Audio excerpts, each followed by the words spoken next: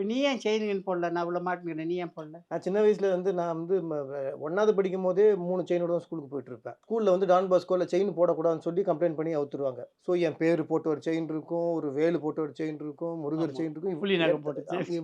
எல்லாமே போட்டு காரு, கீரு வீட்டுக்குள்ள எல்லா இன்ஸ்ட்ருமென்ட்டு எல்லாம் இருந்தோனே, என்ன பண்ணிட்டேன், உங்களோட பிரேஸ்லெட்டு, உங்க செயினு, உங்களோட இதெல்லாம் எடுத்து எல்லாத்தையும் கொண்டு போய் வித்து பசங்களுக்கு பார்ட்டி குடுக்குறது, பாருக்கு கூட்டு போறது. இதெல்லாம் பண்ண உடனே ஒரு நாள் வந்து நீங்க அம்மாவ கண்டுபிடிச்சுட்டீங்க. அப்ப நீங்க 2 பேரும் நியாயமா என்ன வந்து அடி பின்னியிருக்கணும். நீங்க 2 பேரும் என்ன பண்ணீங்கன்னா, அழுதுட்டே என்ட்ட ஒரு விஷயம் சொன்னீங்க. "இதெல்லாம் ஒந்து தான்டா. எனக்கு அப்புறம் அது உனக்கு தான் போகும். சேரக்கூடாத பசங்க கூட சேர்ந்து இப்படி பண்ணிட்ட. வெளிய பசங்க கூட போணும்னா சொல்லு நான் காசு தரேன்." நீங்க சொன்னது வந்து என்ன வந்து யோசிக்க ஆரம்பிச்சுருச்சு. அதுலருந்து தங்கத்த போடக்கூடாதுன்னு நான் முடிவு பண்ணிட்டேன். உங்க கார் வந்ததுன்னா, அந்த பக்கம் வந்ததுன்னா, எல்லா போலீஸ்லருந்து எல்லாருமே நான் பார்த்துருக்கேன். ஒரு கவர்ன்மென்ட் அஃபிஷியலுக்கு இருக்கிற மரியாதை, அந்த எம்எஸ்எம் 888க்கு இந்த காருக்கு ஒரு மரியாதை இருக்குது. ஆமா. அந்த காரோட கதைய சொல்லுங்க. அந்த கார் உங்களுக்கு கார் வாங்கணும்னு எப்படி தோணுச்சு? சின்ன வயசுலலாம் நான் நடந்தே போவேன். கோடம்பாக்கம் பிரிட்ஜ் இருக்க இப்போ, அது ரயில்வே கேட்டு. அங்க குதிரை லாயம்லாம் இருக்கும். சாரதா ஸ்டுடியோ வரைக்கும் நடந்து போவேன். அதே மாரி ரெக்கார்டிங் முடிஞ்சிடும், ரெக்கார்டிங் முடிஞ்சிடும். நைட் 2 மணிக்கு முடிப்பாங்க. 2 மணிக்கு அவங்கவங்க வண்டியில ஏறி டக் டக்குன்னு ராமண்ணாவுடைய அவரு மாப்பிள்ளைன்னு ஒருத்தர் அவரெல்லாம் வண்டி ஏறி வரேன், வரேன் சதா, வரேன் கணேஷ் அப்டின்னு போயிடுவாங்க. பயத்துல சதன் நானும் சத்தமா நான் பாடின்னு அவன் சத்தமா விசில் அடிச்சுன்னு வருவான். அவன் நல்லா இப்படியே விசில் அடிச்சு நல்ல பாட்டு மாரி அடிப்பான். இப்படியே கோடம்பாக்கம் பிரிட்ஜ் வரைக்கும் அடிச்சுன்னு வருவோம். அங்க வந்தோனே ஒரு தைரியம் வரும். அங்கேருந்து இப்படி லைட் எரியும். அப்பா! லைட் வெளிச்சம் வந்துருச்சேன்னு. மறுபடியும் அங்கருந்து தேனாம்பேட்டை வரைக்கும் நடக்கணும். பழைய ஃப்ரெண்டு தான். "அண்ணே என்னண்ணே எப்படி நல்லா இருக்கீங்களா?" "நல்லா இருக்கேண்ணே." நான் ஊருக்கு போறேண்ணே. என் அம்பாஸ்டர் இருக்குது. அத கொஞ்சம் நீங்க வச்சுக்கோங்க. அப்புறம் நான் வந்து வாங்கிக்கிறேன்ட்டு அம்பாஸ்டர் தான் குடுத்தாரு. அதுதான் நான் மொத கோயிலுக்கு கார்ல போன காரு அம்பாஸ்டர் கார் தான். 76ல ஒரு ஒரு காருக்குள்ள ஏசி, ஃபேனு ஏன்னா அப்ப ஏசிலாம் கார்ல கிடையாது. எங்கேருந்தோ எப்படிலாம் வந்து இந்த டிவிலாம் நீங்க வாங்கி வச்சீங்க வண்டிக்குள்ள டிவி இருக்கும். வண்டி சுத்தி லைட் இருக்கும். அந்த அந்த வண்டி தான் வந்து உங்களோட ட்ரேட்மார்க். எம்எஸ்எம் ஆமா. 888. ரோட்ல போகுதுன்னா, "ஏய் சங்கர் கணேஷ் வராருடான்னுவாங்க." ஆ, இந்த ஆமா. படம் 2 சைடு லைட்டு. 3 குரங்கு அது படம். எம்ஜிஆருக்கு தான் சொல்லணும். அவருக்கு தான். ஆ, அவர் வண்டியில வில்வெட் ஸ்க்ரீன் அப்போ. அந்த வில்வெட் ஸ்க்ரீன் போட்டு இந்த பொம்மைய தூக்கி வச்சு, இன்னும் வச்சிருக்கு மாடி அலமாரில இருக்குது அந்த பொம்மை. அது கடைசியில ட்ரேட் மார்க் ஆயிப்போச்சு. ஆமா. எம்ஜிஆர் கேட்டார் வீட்ல இருக்கும்போது.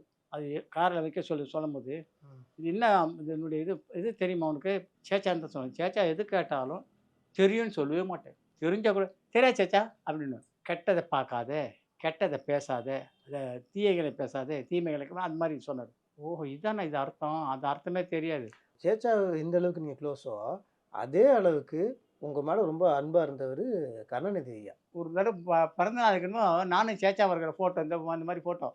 அத போஸ்ட் அடிச்சு ஒட்டிட்டாங்க யாரோ. இவரு பாம்குரல்ல ஒட்டல கம்போசிங். இவரு ஜெமினி வழியா வந்தவரு அந்த போஸ்ட்ட பார்த்துட்டாப்புல. பிறந்த நாள்லாம் கொண்டாடியிருக்காப்புலக்குதுன்னு. ஆமாமாமா. சின்ன சிம்பிளா கொண்டாடினேன். அதான் எம்ஜிஆர் படம்லாம் பார்த்தேன். அது ஐயோ! ஆனா அவரு தானே உங்களுக்கு கல்யாணம் பண்ணி வச்சது. எ எ உங்கள ஆமா. கலைஞர் தான். உங்கள சேர்த்து வச்சது எம்ஜிஆர், சிவாஜி. ஆனா உங்க கல்யாணம் நடந்த தலைமை யார் தலைமையில நடந்துச்சுன்னா? கருணாநிதி சார் தலைமை தான். ஆ. உட்லண்ட்ஸ் ஹோட்டல்ல. அ. அவர் தலைமை தான். எல்லாரும் வந்துட்டாங்கண்ணா. எம்ஜிஆர் சார் வந்தாரு. அ சிவாஜி சார் வந்தாரு. எல்லாரும் நடிகை எக்கச்சக்க கூட்டம். அவர் கையால தான் தாலி எடுத்து குடுத்து, அம்மா கழுத்துல இருக்கிற தாலி வந்து கலைஞரோட கையால எடுத்து குடுத்த தாலி. ஜெயலலிதா அம்மா சிஎம்மா இருக்கும்போது போன வண்டி நின்னு பார்த்துட்டு உங்களுக்கு போனாங்க. ஆமா. சிஎம் வராமனு எல்லாம் நிக்கிறாங்களே, நம்மளும் போய் கைய கட்டி நின்னோம். கண்ணாடி இறக்கி, "மிஸ்டர் கணேசன் இங்க வாங்க" அப்படின்னாங்க. ரொம்ப மரியாதையா கைய கட்டின்னு அப்படி போய் நின்னேன். "என்ன இங்க நிக்கிறீங்கன்னு?" "இல்லம்மா, அங்கெல்லாம் வந்து முகம் வந்து கரெக்ட்டா அழகா தெரிய மாட்டேங்குது. இங்க நல்லா அழகா இருக்குன்ட்டு." அந்த அம்மா சிரிச்சு கூட இருக்கிற டிரைவரும் சிரிச்சுட்டான். அதெல்லாம் நம்மளுக்கு வந்து பெரிய கிஃப்ட் எனக்கு. அதான் கலைஞர்கிட்ட பேச பெரிய கிஃப்ட், எம்ஜிஆர் சார் கிட்ட பேசுனது பெரிய கிஃப்ட். ராஜீவ்காந்தி, அவர் கை குடுத்தாலும் ஏர்போர்ட்ல என்ன பேசுறாரு. கை குடுப்பாரா எனக்கெல்லாம்? இவ்வளவு விஷயம் வந்து நீங்க பெரிய ஆளாயிட்டீங்க. டாக்டரேட் பட்டம்லாம் வாங்கிட்டீங்க. ஆனா 3 இன்சிடென்ட். முதல் வந்து உங்களுக்கு Vaniyambadi train train accident. Accident. அந்த ட்ரெயின்ல வந்து எம்ஜிஆர் ஐயாவும் போ வேண்டியது. அவரு போல. நீங்களும் அம்மாவும் போனீங்க. நீங்க இருக்க கூப்பை மட்டும் தான் தப்பிச்சது. ஃபர்ஸ்ட் பெட்டி வரைக்கும் எல்லாம் காலி. அவுட்டு. இன்ஜின் இடிச்சு. எங்க பெட்டி முதல்ல நிக்குது. எட்டி பார்க்குறேன் எல்லாம் ஒண்ணுக்கு மேல ஒண்ணு முட்டிக்கின்னு இப்படிலாம் நிக்குது. ஐய்யய்யோன்னு! உடனே யாரோ வந்து கார வச்சு எங்கள கூட்டிட்டு போயிட்டாங்க. 86ல பாம் பிளாஸ்ட். Bomb blast. என் பேர் கணேசன்ல. அதனால அது என் பேர்ல ஆரம்பிச்சுட்டாங்க மொத. அதுலயும் உங்கள வந்து ப ஆண்டவர் காப்பாத்திட்டாரு. 3வது என்ன பொறுத்தவரைக்கும் உங்கள எல்லாத்துலயும் ஜீசஸ் காப்பாத்துனாருன்னு அங்க நான் ரொம்ப மாத்திரம் நம்புறேன். காப்பாத்துறேன். ராஜீவ்காந்தி கச்சேரியும் தானே காப்பாத்திருக்காரு. அதான் சொல்ல வரேன். அது என்ன இன்சிடென்ட்? ஸ்ரீபெரும்புத்தூர்ல இந்த வந்துட்டாருன்னு சொல்லி ஒரு எல்லாம் பேசும்போது, நல்ல ஒரு பாட்ட பாடினுக்கிறோம்.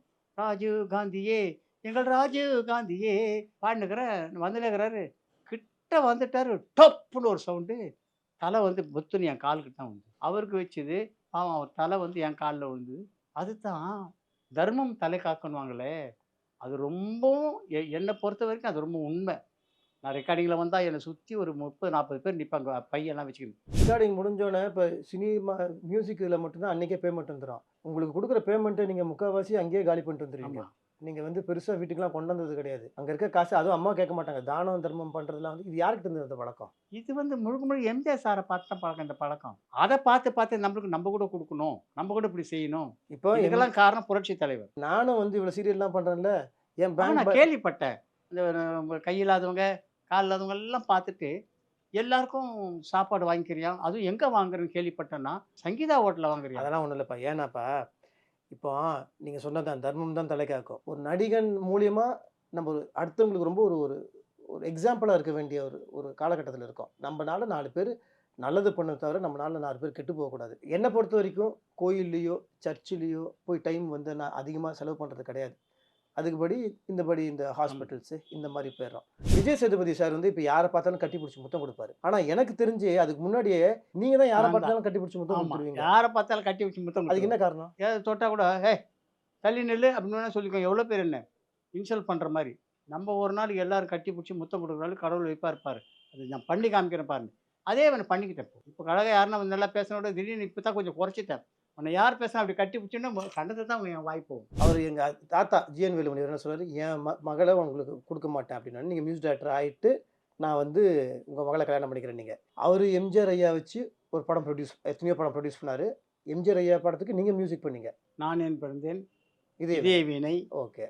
நல்லதை நாடு கேட்கும். இதெல்லாம் நீங்க அது பண்ணீங்க.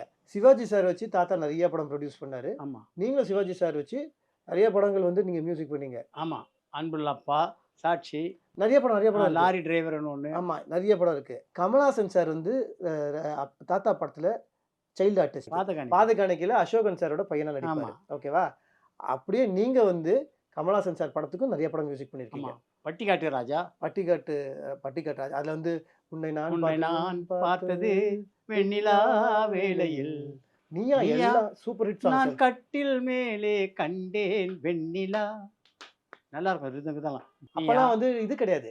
ரிதம் பாக்ஸோ இது அதெல்லாம் கிடையாது. கிடையாது. அப்பலாம் மேனுவல். மேனுவல் எல்லாம் அரவிந்தன், குட்டசங்கர், மாதாராவு சேகரன் எல்லாம் நம்ம ஆளுங்கள்லாம் நல்ல நம்பர் 1 பிளேயருங்க என்கிட்ட இருந்தாங்க. மோராகற குடுத்தானுங்களா அப்படி ஹிந்தி ஹிந்தி பாட்டு மாரி தான் இருக்கும். மோரானா? டோலக்கு, தப்லா எல்லாம். ஓகே. தித்தாங்கிறத தரிக்கிறது, தித்தத்தாங்கிறத தரிக்கிறது, தலாங்கு தரிக்கிறதும், தலாங்கு தரிக்கிறதும், தலாங்கு தரிக்கிறதும்னா இத கையில வாசிக்கிறது பேர் மோரா. நம்ம டி நகர் வீட்டு மெலோனி ரோடு வீட்ல கிட்டத்தட்ட ஒரு 1000 ஷீல்டு இருக்கும். 3 முகமு, அதுக்கப்புறம் ரங்கா, ரங்கா தாய் வீடு, ஊர்காவலன், நல்லா எல்லாம் சத்யா மூவிஸ். சத்யா மூவிஸ். எனக்கு இந்த ஆனந்தம் சீரியல்ல நடிக்கணும்னு ஆசை. யார்கிட்ட வாய்ப்பு கேட்கணும்னு தெரியல. ராயப்பேட்டையில போய் அவங்க ஆஃபீஸ் வாசல்ல நின்னுட்டேன். கோபி பீம்சிங் சார் இருந்தாரு. அவரு "நீ என்னடா இங்க நிக்கிற?" கோபி பீம்சிங் சார் வந்து பீம்சிங் சாரோட பையன். ஆமா. அவரு வந்து தாத்தா படம் இப்படி பண்றாரு. "நீ என்னடா நீ கணேஷோட பையன் தானடா? டேய் நீ என்னடா உங்க தாத்தா இவ்வளோ பெரிய புதுசு என்னடா?" "இல்ல சார் கால்ல இருந்து நின்னுட்டு இருக்கியா? என்ன விஷயம்?" சான்ஸுக்கா அவர் நேரா போய் உள்ள போய் ஜிடி சார் கிட்ட சொன்னா உள்ள கூப்பிட்டாரு. "நடிப்பியா?" அப்படின்னாரு. "சார் ஒரே ஒரு சீன் கொடுங்க நடிக்கிறேன்னு." நான் போயிட்டு அந்த ஆனந்தம் சீரியல்ல 2 எபிசோடு தான் குடுத்தாங்க. எனக்கு அன்னைக்கு ஆர்டிஸ்ட் எடுத்த முதல் நாளே ஆர்டிஸ்ட் யாருன்னா ஸ்ரீபிரியா மேடம். ஒரே டேக்ல ஓகே பண்ணோன்னே ஸ்ரீபிரியா மேடம் ஃபோன் பண்ணி ஜிடி சாருக்கு அவன் சூப்பரா நடிக்கிறான், அவன் கேரக்டர பெருசாக்குங்கன்னு சொல்லி கேரக்டர பெருசாக்குனாங்க. அதுக்கப்புறம் தான் இன்னைக்கு வரைக்கும் சீரியல்ல லைஃப் ஓடிட்டு இருக்கு. விஜயகாந்த் சாரோட விஷயத்துல நான் உங்களுக்கு ஞாபகம் பண்ணணும்னா, அவரோட முதல் படம் வந்து ஹிட். வெளிய தெரியிற ஃபர்ஸ்ட் ஹிட் படம் எது? சட்டம் ஒரு இருட்டர். அதுக்கு யார் மியூசிக்? சங்கர் கணேஷ். சட்டம் ஒரு இருட்டரே அண்ணா சொன்னார் அப்படின்னு எஸ்.ஏ. சந்திர சார். விஜயதாசனும் சான்ஸ் கொடுத்தாரு, பாட்டும் பாட வச்சாரு. Hero Vijayakanth sir. விஜயகாந்த் தான். அவருக்கும் சூப்பர் ஹிட் ஆயிடுச்சு அந்த படம். இப்பதான் பான் இண்டியான்றாங்கல்ல, அப்போ வந்து அந்த படத்த எல்லா லாங்குவேஜ்லயும் ரீமேக் பண்ணாங்க. நீங்க பண்ண கேரக்டர எல்லா லாங்குவேஜ்லயும் பெரிய பெரிய ஆள் பண்ணாங்க. படம் ஹிந்தி போட்டு பார்த்தானா, அமிதாப் பச்சன் போட்டு காமிக்கும்போது அவர் ஆக்ட் பண்ணணும், ஹீரோ ஆக்ட் பண்ணணும்னு காமிச்சிருக்காங்க. படம் எல்லாம் பார்த்துட்டு, ஓ ஹீरो கேரோ हमको नको, वो दूसरा वाला रिक्शा वाला वो कैरेट मैं करता ன்ட்டாராம் பூர்ணச்சந்திர ராவ் ரெக்கார்டிங் பிரசாத் ஸ்டுடியோல. இவர் வந்தாரு நேரா வந்து என் பக்கத்துல உட்காந்துக்கிட்டு அவரும் உட்காந்து ஜாலியா கேட்குறாரு. அவரு, நானு, அந்த ப்ரொடியூசரு, நீ ஐயப்பன் கோயிலுக்கு ஒண்ணா போயிருக்கோம். சபரிமலைக்கு ஒண்ணா அவரு போயிருந்தோம். இவ்வளோ அவர் சோமு ஐயோப்பன்ற நீ சாமியே ஐயப்போன்னு அவர் பின்னாடி ஓடி வர்ற இதெல்லாம் நான் பார்த்து ரசித்தேன். சபரிமலையில இன்னொரு இன்சிடென்ட் நடந்துச்சு. ஒரு கேரக்டர் வந்து என்னை தூக்கி தோள் மேலே வச்சுக்கிச்சு. புல்மேடு ஃபுல்லாக அந்த கேரக்டர் மேலே ஏறி வருது. நீங்கள் கண்ணில் தண்ணீரோட, டே ஸ்ரீ இவர் யார் தெரியுதா, உன்னை தூக்கிட்டு வர்றது யார் தெரியும் எனக்கு தெரியல. ஏன்னா நான் அது 3ஆம் கிளாஸ் படிக்கிறேன்ப்போ. யார் தெரியல யார் தெரியலன்னு மேலே போய் இறக்கி விட்றாரு. இறக்கி விட்டதுக்கு அப்புறம் தான் தெரியுது அது கன்னட ராஜ்குமார் சார்னு. அவர் சொன்னார், என் பையனை நான் தூக்கிட்டு வருவேன், இந்த வாட்டி அவன் ஷூட்டிங் போயிட்டான், என் பையனுக்கு பதில் உன்னை தூக்கிட்டு வந்தேன் அப்படின்னாரு. சிவராஜ்குமார் சாரோட ஃபர்ஸ்ட் படம் நீங்கள் தானே மியூசிக்? ஆமா, ஆனந்த். அவன் ஃபர்ஸ்ட் பண்ண நாங்க தான் பண்ணோம். ராஜ்குமார் சார் படமும் நிறைய பண்ணியிருக்கீங்க. அதுக்கப்புறம் படமும் 2, 3, 4, 5 படம் அவனுக்கு பண்ணிட்டேன். சக்கரவியூகா படத்தில் அம்பரீஷ் சார் ஹீரோ. அந்த படத்தை அப்படியே ஹிந்தியில் வந்து ரீமேக் பண்ணுறாங்க. Amitabh Bachchan sir hero. படம் பேர் இன்குலாப். ஹிந்தியில் பண்ணுற லட்சுமிகாந்த் பரேலா சார் பண்ணுற மியூசிக் எல்லாம் தமிழில் வந்து நீங்களும் சங்கர் மாமாவும் ரீரெக்கார்டிங். சங்கர் கணேஷ் தான் பண்ண சொல்லிட்டு எங்களுக்கு லெட்டரும் கொடுத்து மரியாதை பாரு. அந்த பாம்பேல இருந்தாலும் லட்சம் பேப்பரால் லெட்டர் கொடுத்து அனுப்புறாங்க எங்களுக்கு. நீங்க பண்ணுங்க இந்த படத்தை ரீரெக்கார்டிங். மலையாள படம் என்ன படம்? மலையாள படத்துல வந்து நிறைய அயலத்து பண்ணிருக்கீங்க. சுந்தரி, அயலத்து சுந்தரி. யார் ஹீரோ? பிரேம் நசீர், ஷீலாமா. சீமா மேடமும் மோகன்லால் சார் படம் ஒரு படம் இருக்குது. என்ன படம் நீங்கள் பண்ணீங்க மியூசிக்? படம் பேர் பரவாயில்ல, சாங் சொல்லுங்கள். சௌந்தரமே நீ எவிடே. ஆமாம், அந்த பாட்டு தான். தெலுங்கு வந்து மோகன் பாபு சார் படம், சோமன் பாபு சார் படம் நிறைய பண்ணியிருக்கேன். அது நிறைய பண்ணியிருக்கீங்க. நீங்களும் சங்கர் மாவும் நிறைய பண்ணியிருக்கிறீங்க. அல்லூர் ராமையாவுக்கு பாட்டு போட்டிருக்கோம். ரவே ரவே ரமா ரமா முద్దుల గుమ్మ నువ్వు రాకపోతే ఆకలేదు రంగుల బొమ్మ. எல்லாருமே வந்து ஹிந்திலேருந்து தமிழ் காப்பி பண்ணிருக்க நேரத்தில் எங்க சின்ன ராசா படம், அதில் வந்து இந்த கொண்டச்சேவல். ஆமா, அது அப்படியே அவருக்கு அதே பாட்டு போடுறேன்னு சொல்லிட்டு ரெக்வஸ்ட் பண்ணி கோஹெல்தி தேரி போலி குக்கு குக்கு குக்கு குக்கு குக்கு அப்படின்னு அவங்க போட்டாங்க. ஆமா, தமிழ்ல ஃபர்ஸ்ட் பாடுங்க. இது கொண்ட சேவல் கூவு நேரம் குக்கு குக்கு குக்கு குக்கு குக்கு. அதே மாதிரி கார்த்திக் சார் படத்துல இதே தாமரை, அது நிறைய நேரங்கள் அது இளையராஜா சார் மியூசிக் நினைச்சுக்கிறாங்க. ஒரு காதல் தேவதை பூமியில் வந்தா,